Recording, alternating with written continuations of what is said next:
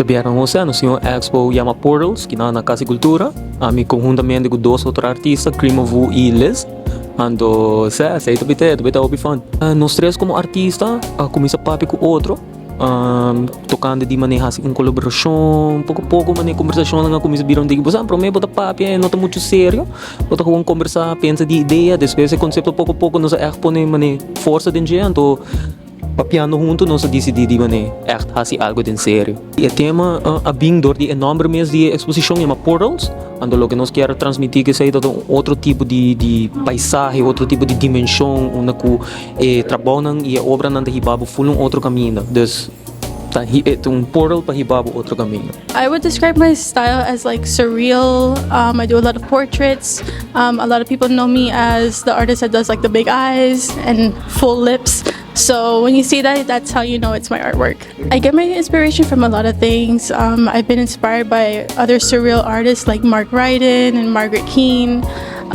Also from movies, anime, alt music, things like that. Sim, nós conhecemos outro parang acaba. Então, nós todos fan de outros trabalhos, nós admirar outro não trabalho, então nós contento que sei, ou pouco ora nós queda, você, o que trabalho não discutir com outro, não nos diz, wow, nós trabalhamos não mix bom com outro para nós assim eigenlijk algo junto, com eigenlijk na Aruba tá falta é não, colaboração, trabalho junto, artista não bem junto, para fazer algo assim aqui maneira expo que nós vai apresentar.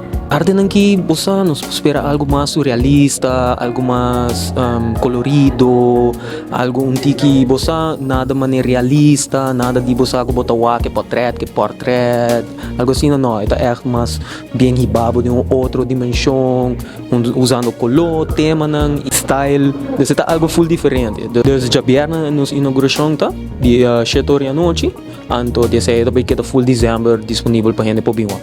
Me quero agradecer, na primeiro lugar, dois artistas que colaboram comigo, Les e Cream. Me quero invitar a toda gente para você vir, Diabierna, se você não tem nada de haci, vir apoiar artista, você está aqui fundador de artista mesmo. Nós não temos funding de nenhum outro lugar. É a única ajuda nós temos de Cas di Cultura com o lugar, então, vir apoiar nossos artistas que estão urbano de haci com novo e com a lei para nossa comunidade.